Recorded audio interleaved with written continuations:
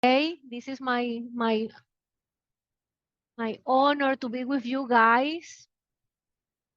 And today we are gonna talk about our importance in the oil and gas as we can generate resources for new energies, right? So this is a really good moment, even though these new energies started in the 80s. So we are, right now in the energy transition. So this is really important for us to learn and talk about this and share knowledge and ideas and thoughts about what is happening right now and what is going to be happening in the few years, right?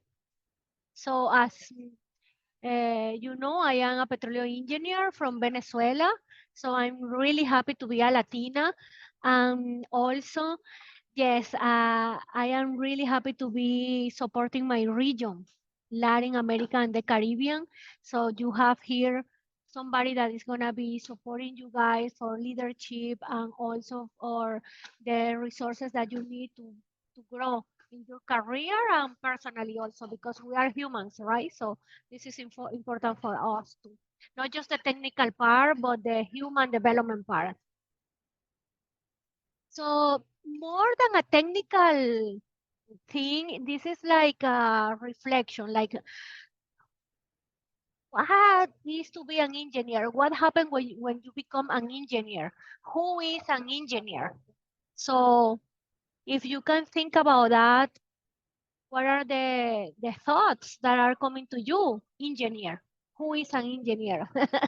Because if I ask my mom, she's gonna say, "Oh, somebody that thinks a lot, is preparing things and before planning and a strategy." So it's like everybody has every all the time we have a plan, right? So I was looking and researching, and it seems that engineers is somebody that provides solutions. So that is a common thing. We give solution, we give ideas, and we are here standing up for new developments, new technologies. So if you see yourself, I know maybe we have a student here who is a student, so you can comment. If you are a student, you can evaluate yourself during classes and say, oh, you are imagining new scenarios or different scenarios. So you are going to start creating new ways of proving things or communicating things and facing new challenges. That way you can provide solutions. That happening also, we create problems. That way we can create the solution too. So that is how our mind work. So that is how an engineer work.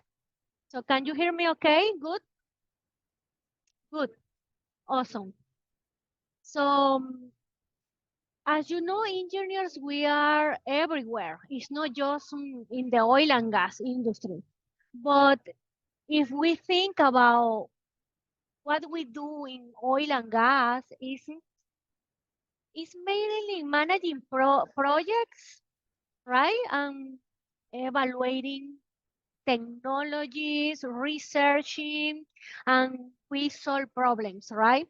And also we have to manage and integrate different resources like human resources, equipment, also financial resources. This is really important for our operations and to be able to sustain the oil and gas value chain, right? So operations, evaluation, and we have to make sure we are optimizing the resources all the time because we have to create safe, really good environment for us to grow and also our companies and our business. So this is in the entire value chain, well drilling, completion, maintenance processes. So every time we are there and we are involved creating solutions. Who agree with that?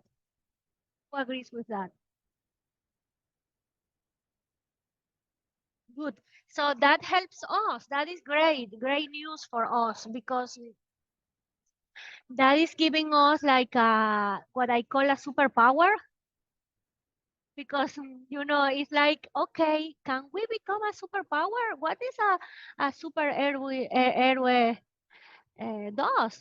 So we are creating solutions, we are solving problems, we are the face of our operational part. Even though we are in like operator or a service company, we are there supporting our team and supporting our sectors. Like, no, no, it doesn't matter. It's just drilling, completion, reservoir, or even environmental things. We are there. We are the face. Engineers, we are the face.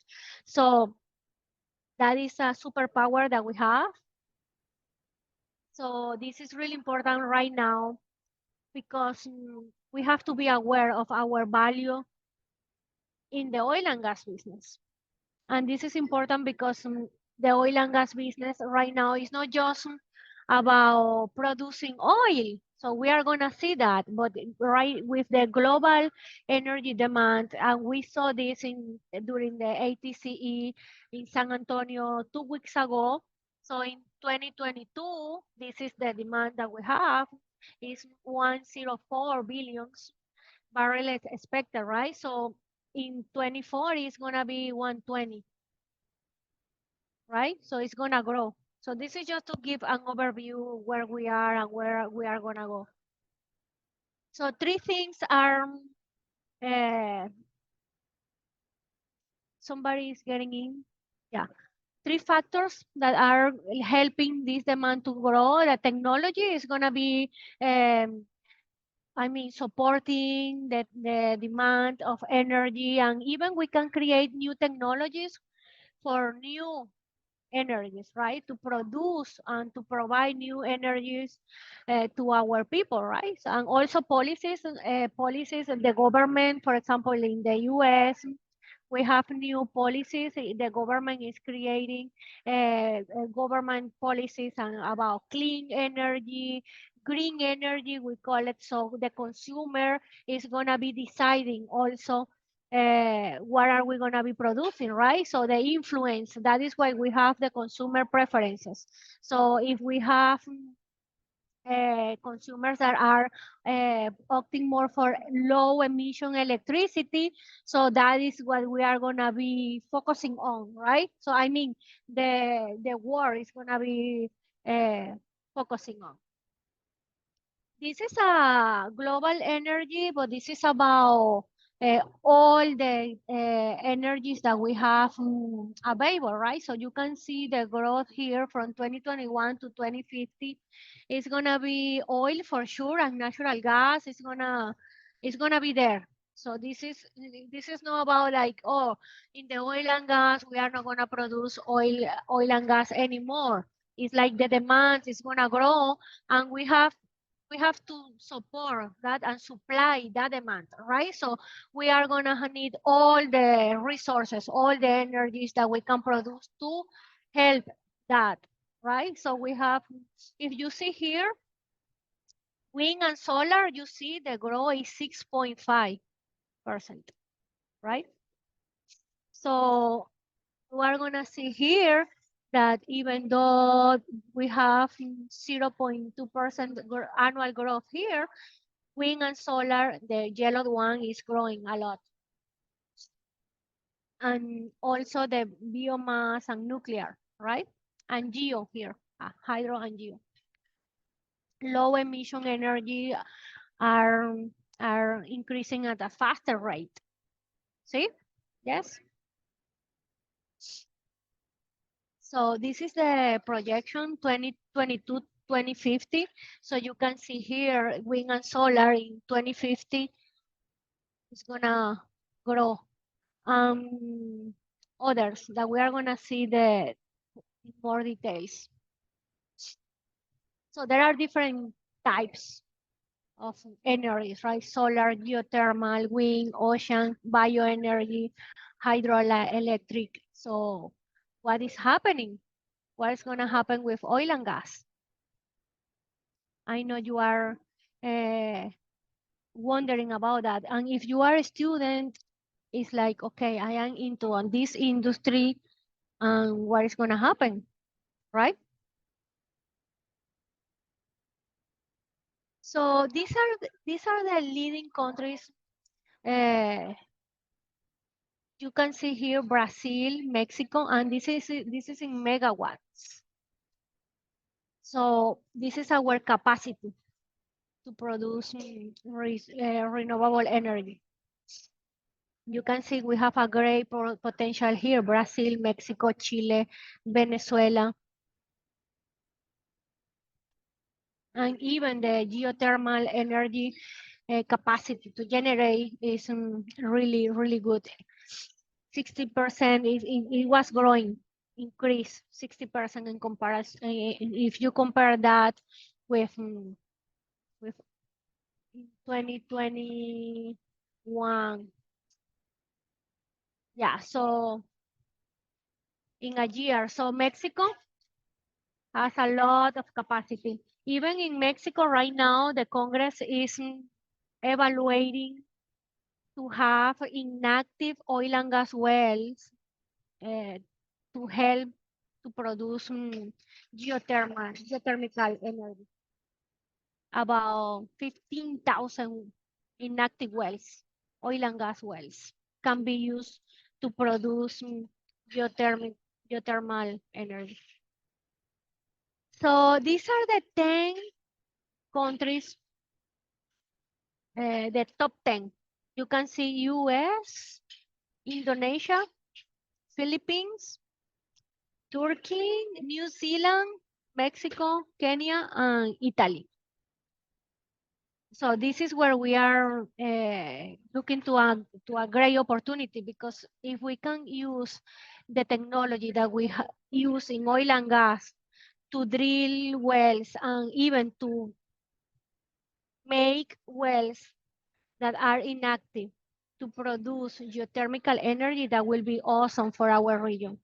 So this is really good for the Caribbean, because the Caribbean has a good potential for geothermal energy, right? So this is the top 10 geothermal countries. You can see here, we have some Latin American countries here. Mexico, El Salvador, Nicaragua, I know some other countries too. For example, Costa Rica is really good also with that. So we have opportunities here. So this is just to give you an idea. Okay, we have opportunities. So we are entering in a business that we can produce not just oil and gas, we can help to create new energies and new opportunities to produce electricity, for example. Yeah, so this is promising. The geothermal energy production is really promising. And even for the Caribbean, the Antilles, I have an example, a specific example. It's gonna be, let me see. Yes, Guadalupe, how do you say that? Yeah, that's correct. Yes, right. So that is there. So we have a really good opportunity there, because we have volcanic rocks, right? So this is really important. So the really thing that I want you to take from this is that we can use concepts, techniques, technologies, and processes that we use in oil and gas to evaluate and to drill in exploration and development wells to produce thermal energy from volcanic rocks. So this is really good, because we can produce electricity from this. So for example, Iceland and some other countries, they are producing electricity and they are supporting the demand. So for Trinidad and Tobago, this is what we have, right? By 2030, we are gonna have 30% of the electricity from renewable sources, solar and wind, right? By 2030. 30. So we are 2023 right now. So do you think that is far away?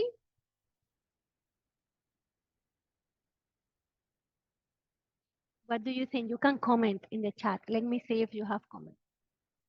Yes. So we can say, oh, 2030, 2040, 2050, but guess what? Who are the ones making the impact?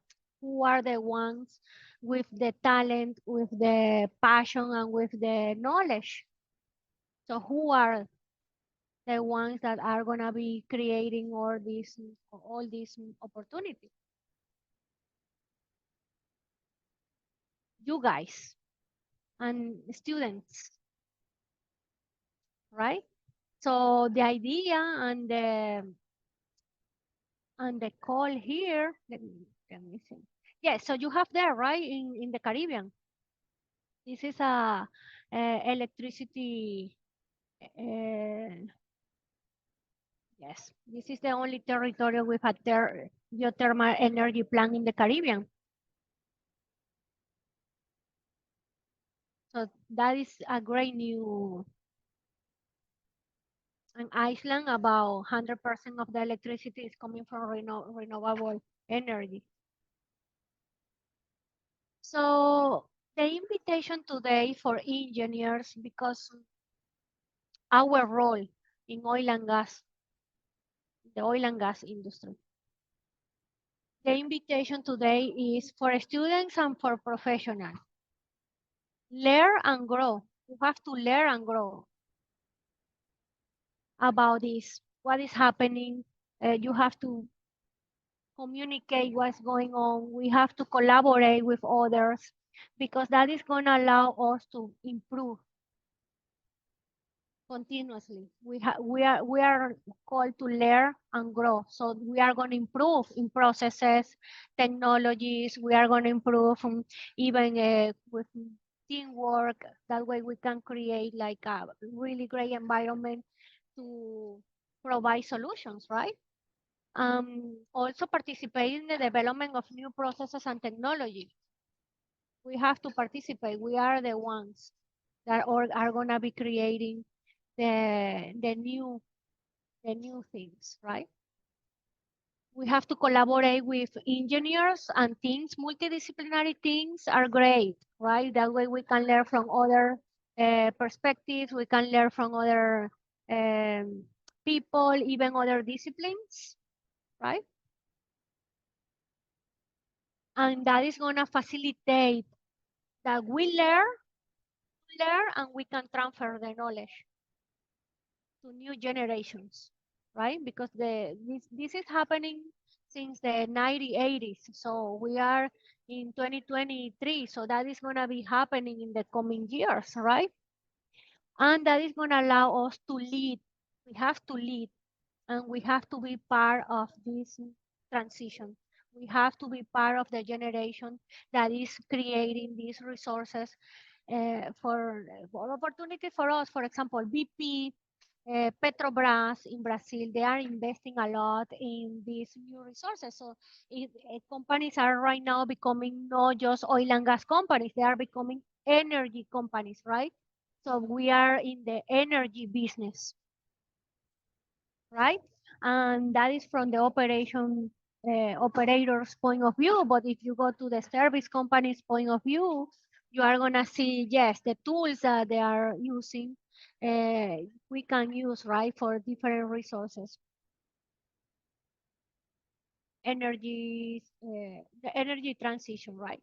So the reality right now is like, okay, 80% of the world, the countries, we are consumers of oil and gas, right?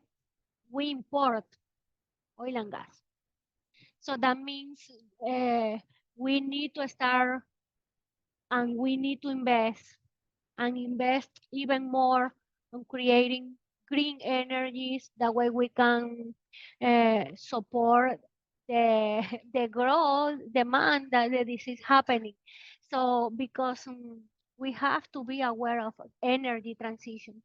and we have to be supporting these companies. We are part of this. So on the other hand, we have renewable energy, renewable uh, resources everywhere. All the countries, we have that. So that is a great opportunity. So what is happening right now is like the International Renewable Energy Agency, they are saying by 2050, 90% of the electricity that the world is gonna consume can be from renewable energy. 90% could be if we prepare, we take action, and we are part of the solution. So if we want to be part of the solution, we have to consider these facts, right?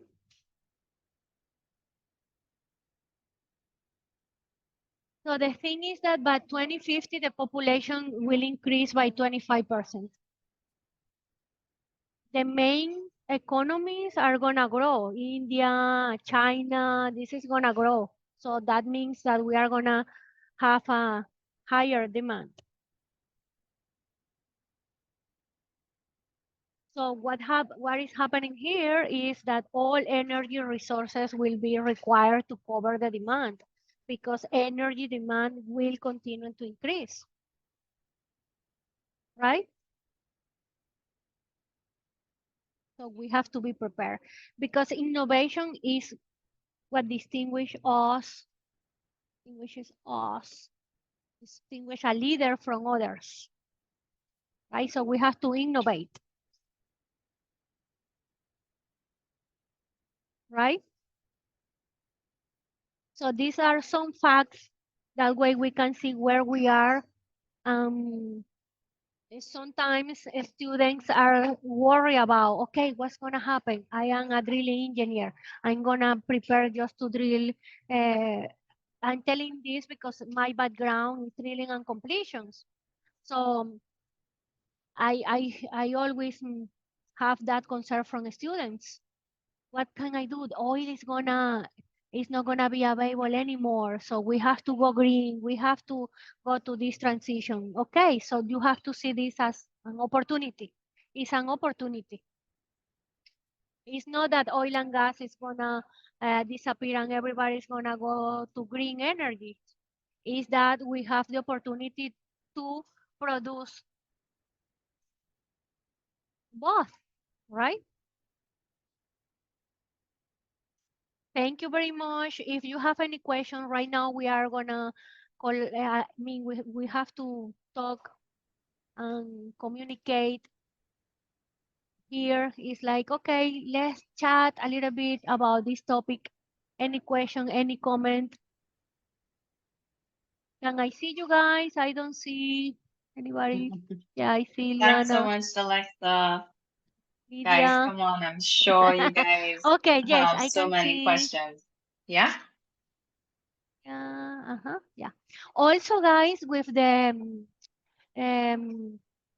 with innovation, with the technology, we can create many impact. Like we can create impact. So if we combine green energy with technology, this is gonna be awesome because we can even support logistic things. We can support people that is offshore, people in the field.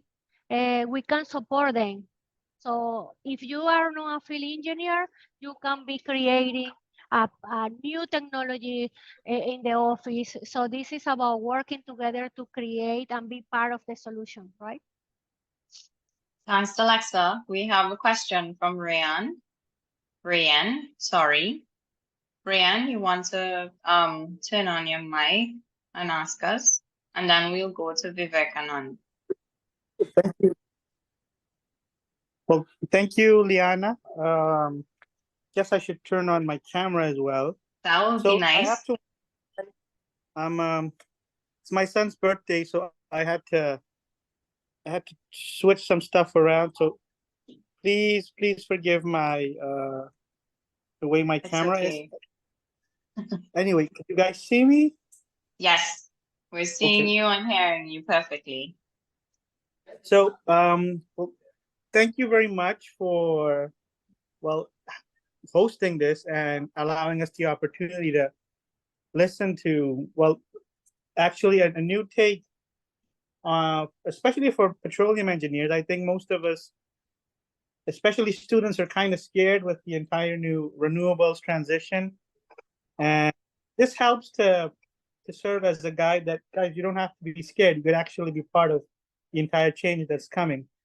And my question to our speaker is, um, in terms of the challenges that we're most likely to face, do you think that it's that they're going to be geared more in the sense of people not innovating, or as in coming up with products, or us not having enough policies in place to actually facilitate more and more of this innovation? Does that question make sense? Yeah, so your question is if we are going to be able to innovate with the policies, that are taking place? Well, I guess that's part of the question, but my question is geared more towards, in your experience, do you think um, that we're going to be able to innovate, or do we have to focus more on setting up policies? Because we're human beings, we're always going to be able to innovate, but the policies need to be set in place, because if the rules are not set quite clearly, people tend to go overboard, and Yes. so we need to have that in place Yes, first. So yes, that's I agree. Yes, I agree with that. For example, right now in Mexico, there is a big discussion about that because the Congress is saying, okay, we have so many inactive wells in Mexico that we can use, to minimize the investment in for geothermal energy. Because, if you use a well, an inactive well that is already drilled, you are gonna minimize the cost in 50%. Imagine 40, 50%, right? So this is a big discussion, and even it's going to the Congress, right? It's important that we have, as you said, the guideline and all that, and we follow the rules because, for example, if they are talking about 15,000 wells that they are inactive, but they want to use it to produce geothermal energy. So, okay, but what is going to be the capacity that they are going to install there, right? Where are those wells? They are apart or they are together. So there are certain rules and certain guidelines that have to happen. But for example, Iceland, those countries that already have this, they are, let's say they are the ones with the experience, right? And even in Europe, I know they have they have a lot of studies and they have invest on this. And I know Petrobras, BP, Shell is a big champion on geothermal, for example, and they are calling like we are like an energy company. This is an energy business. So they are the one, right? The big players, right? Setting up the rules and the guidelines. And this is a big discussion. I think we are going to be able to innovate because, the artificial intelligence also. We have a lot of things in there that we can use. So it's a big discussion that can be a long discussion, an open discussion, but we need the guidelines, right?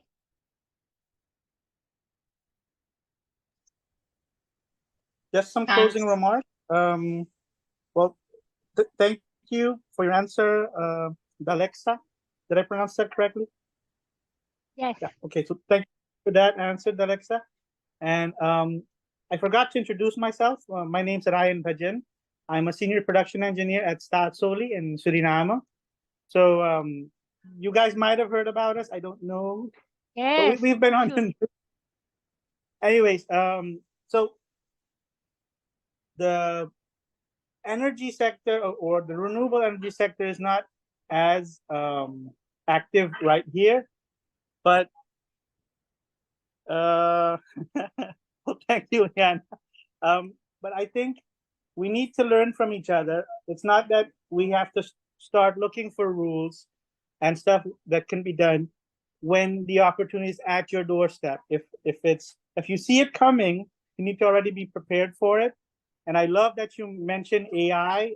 It has opened up so much, and I think I'm actually envious of the kids that are students now because there's so many opportunities. Knowledge is no longer a big a bottleneck. So I think with the experienced people like yourself going around, we could actually make this something of an amazing frontier. And I would like to thank you for sharing your knowledge. And I'm glad that we recorded this, so I have something to fall back to. I hope we can share this to other people. If not, I'll talk to the SPETT guys to figure out how we can do that. But I think some of my colleagues would absolutely enjoy this session, and you can expect to get some emails from us. Super, great. Also, I think the Caribbean is considered one of the greener spot in the planet. So we have a great opportunity, right? For the volcanic island, the rock and all that. I was reading, yes, there was a research. So we have to, if you haven't looked at it, you can look online, and even SPE, we have in our website, we have talks, we have researches, we have documents that you can refer to and take a look and learn from that. And I know the Caribbean has a really good potential.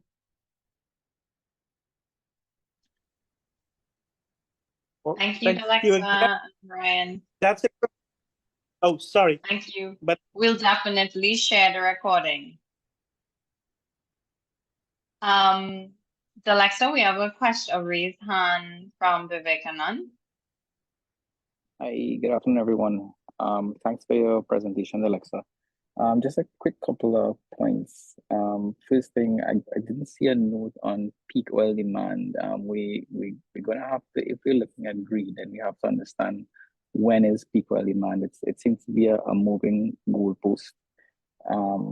The Paris Accord, you mentioned that by 2030, Trinidad has committed to reducing its greenhouse gas emissions. But if I recall correctly, the Paris Accord, we made a commitment back in 2016 to reduce 15% BAU by 2020. So my question would be, did we attain that target?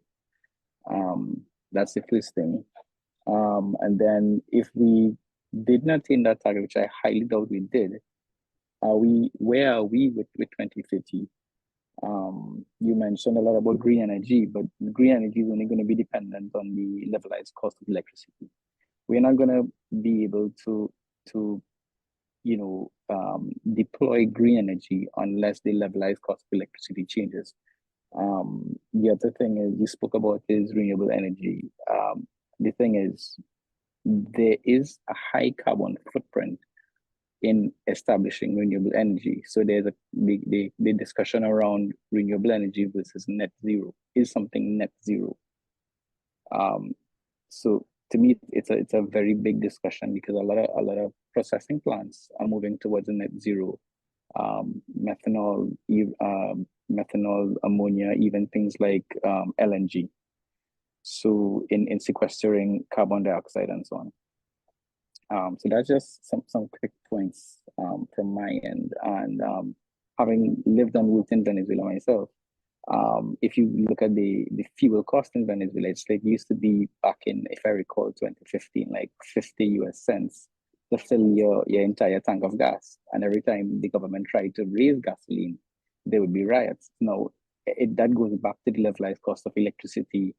And if there's a cheaper option, because people drive trucks there with all gasoline, there's no CNG. If you drive CNG truck in Venezuela, you're considered cheap, right? Yes. So, and there is CNG available. So there's a lot that can be done. And to the previous guy's question, is the laws are in place, and the laws are not in place because and we have to face the elephant in the room. The oil majors still want to do the Sarah Palin way, drill baby drill, because drilling, for example, there's a lot more exploration. The US has now become a net exporter of oil and gas, LNG, as opposed to 10 years ago.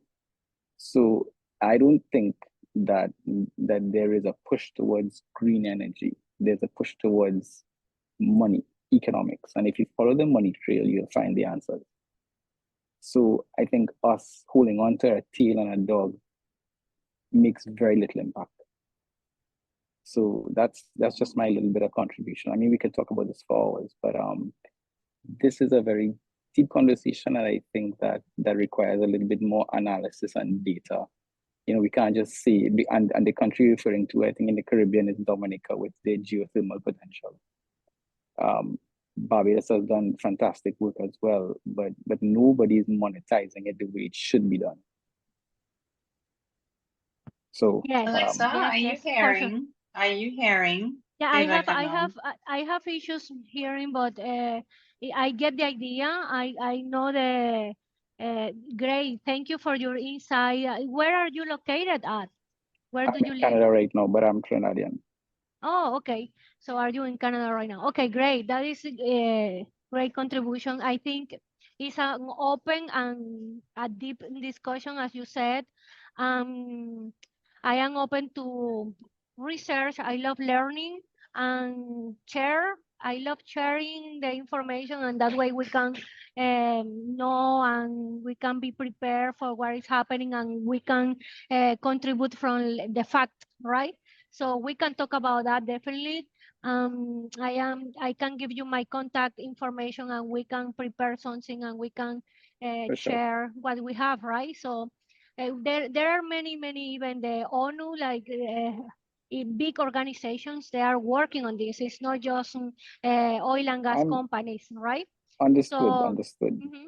yeah, the governments and also organizations, big organizations, they have the facts, and that way we can share this with our people that is in the ground, right? With the field engineers, with the people that is inside oil and gas, that they are worrying about what is happening, or even we can provide, this is an opportunity, and we can also combine this with the technology, right? So we can talk about that. Okay, thanks again. Thank you very much. Thank you. Thank you. We have Celia with a question. Thank you, Liana. I cannot turn on my camera, but I wanted to get the opportunity to welcome Dalexa to the SPETT as well section, and for the Caribbean. But also to contribute a little bit with the comments that were said regarding legislation and innovation.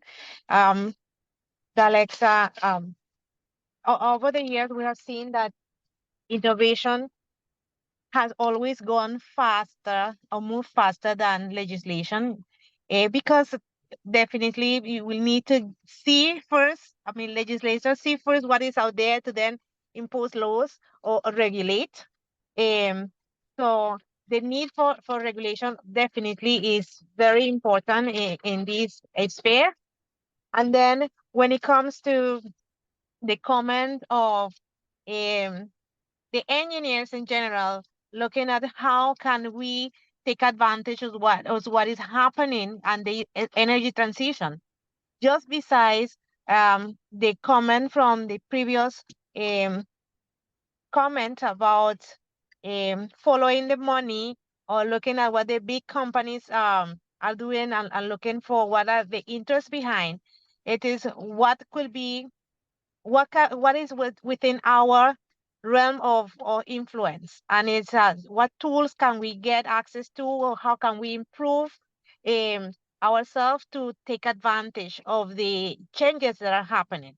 And that is what I asked a question on the chat about what other skills, Alexa, could you share that we as engineers who are currently working here can we learn or take advantage of to also be prepared for the transition? Yes, good. Thank you very much. For example, as we were saying, the uh, artificial intelligence, like data mining, data management, everything related to analyzing, even developing new ways of reading the information. I mean, the data. That is really important because we can use that to analyze and to provide solutions regarding to the transition, right? So what is happening right now?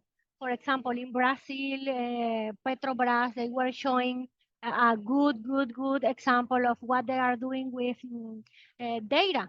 They are monitoring, they are supporting offshore people with sensors, with new wave of using AI, right?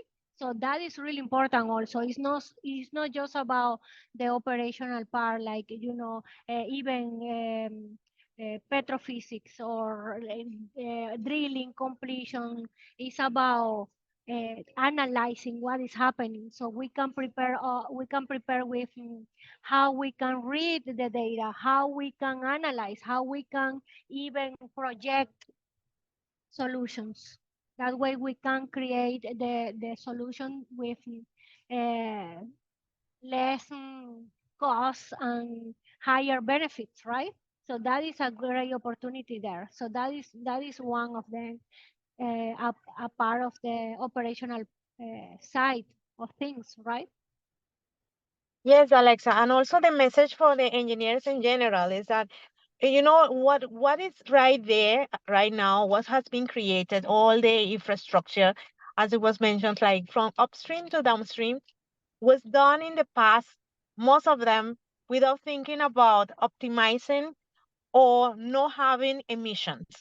So it is now our responsibility to look at how can we improve those, how can we redesign everything that we do in our everyday operations to improve the how our jobs could impact the emissions and how can we reduce it.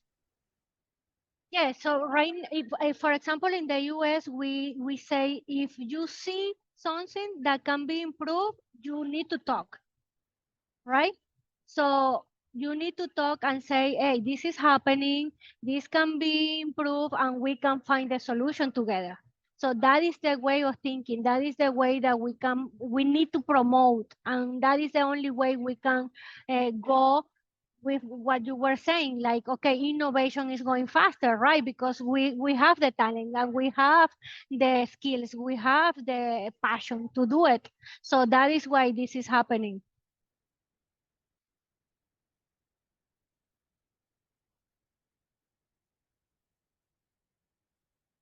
Somebody else, any comment? Thank you, Celia. Anyone else with any questions or comments? I can't seem to get the raise hand. My name is Shastri Maharaj, and I was wondering if there was any reliable forecast on which of the renewable energies would have um, probably the greatest growth in the near future. Would it be solar or wind or hydrothermal? Any comments? Yes. So for example, I see the geothermal one is really good. Also, the solar and the wind. I was looking to buy. Let me see the. I was looking to the bioenergy. I don't know if you have heard about that, but that is coming up also. So for example, there are other sources related to that, but the wind, solar, and geothermal are the ones.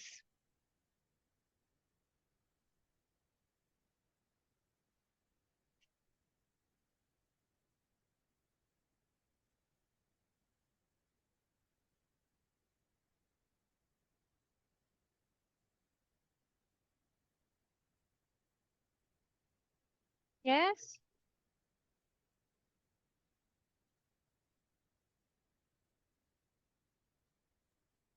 Yes. Anyone else? Any other question? I'm not seeing Liana connected. I Yes, can. I'm here. Oh, you're I here. need to. Good. I don't Any more see you questions? guys. Hi, Dalexa. Kamaria Edwards here. So my question would be, what do you do personally in your day-to-day to keep up to date with the evolving industry? So do you have any comments on that? Yes, I mean, you have to participate. For example, there are some talks where you have to be involved like daily. What is happening? We have some resources. Also, I know from the main producers, like for example, geothermal ones, what is happening, what are they up right now, so you can research about that, and the information is there, right? We just need to know what we have to look at and what we can share with our college, with our people, with our team, and that way we can learn from that, right? So I think I invite you to share the knowledge, to share, and also ask about what is happening. That way you can be uh, promoting the changes and the transition, right? So that is really important. And this type of things like meeting, I don't know if you have meetings in person, but that is also really, really good, right? So not just online because we feel that we are far away and uh, but we have to meet in person too.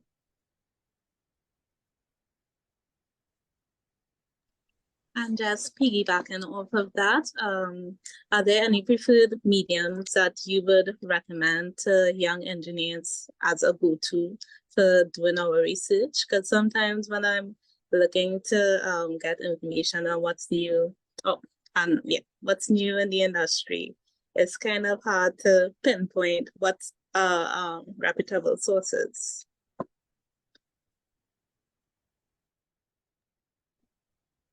Yeah, it depends on where you are, right? Where you are right now.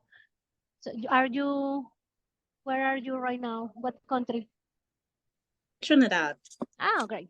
Yeah, because I know there are Suriname, there are some other people here. So it depends. What do you have available there, right? So yeah, SPE, we have a lot of information you can learn from the section, right? You can find people there with experience.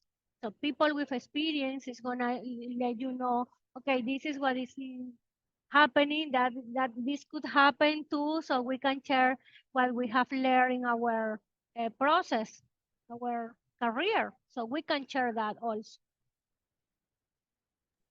Also, the Alexa, you can refer them to the different technical sections that SPE has, and they have forums where they discuss what is the latest um, information or the latest technology that is being applied in that specific technical section.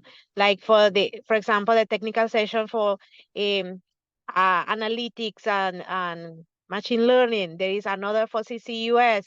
So based on your interest, you can refer to the SPETT, sorry, not TT, but this is SPE International. SPE International technical sections where they have experts or people like you who are interested in these topics, and they ask questions, and they also they get answers, but also opportunity to share. Yes, there are many resources, but my invitation is to be also, if you can meet in person, that will be awesome to talk about these things, because it's like this real life, right? So maybe you can share about what is happening today in your company, and that way you can see, oh, maybe we're doing this differently. How can we do this? You can share solutions in person. That will be awesome. So thank you to the technology, we can do this right now, right? But in person is also important. Thanks, Dalexa. Thanks, Celia, and thanks, Kamaria, for your question. We have one last question here on the chat, and I would like for us to, look into it. We have this question from Jabari. There is in the chat, Alexa, are there specific career opportunities or areas of expertise that will be in high demand in the energy sector as we transition towards more sustainable and secure energy sources? Thanks for that question, Jabari. Feel free, to open your mic and speak. Alexa. Yeah, so so we can talk about this for a long time, but for example, people with technology skills, that is really important right now. Also, from my point of view, people that can manage people, because even though we are in the oil and gas business, we work with people every day, right? So this is really important. Like you learn how to work with others, teamwork, communication, even transfer knowledge, coaching, mentoring, that type of soft skills, right? So you are invited to learn that. So those skills that are transferable, that you can teach somebody, or even that you can share with them some tips, are really important. It doesn't matter if you are in oil and gas or even in other industry, you have to learn about communicating with others, about supporting others.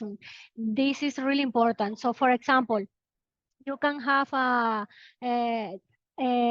data management skill, but if you have also skills for managing people or project management, managing all the projects and improving processes, that is going to be so helpful for you. So my advice is you have to balance, right? Not just technical, but you have to learn about management, about managing processes, improving time. That is really important also, because we are talking about risk, right? So if we have learned about minimizing risk and minimizing time, that is really important for the cost.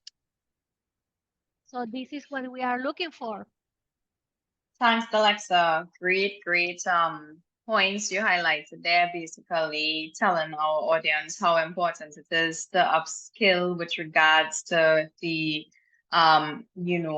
technology, being able to read and interpret data, as well as the significance of soft skill development. I really support those points. We have been in the industry for so many years, and we have seen the great successes that these advancements allow. Thanks, Jabari is saying it was very helpful. So thank you so much. I think that will be it for questions. Before we actually let you go, it will be great if possible, if you can turn your cameras on so we can take a group shot. I'm not sure which of my team members will be doing this, but I'm sure you guys coordinated. So turn cameras on if possible. Thank you so much. And we go in, I'll count down from 5, 5, 4, 3, 2, 1. Big smile.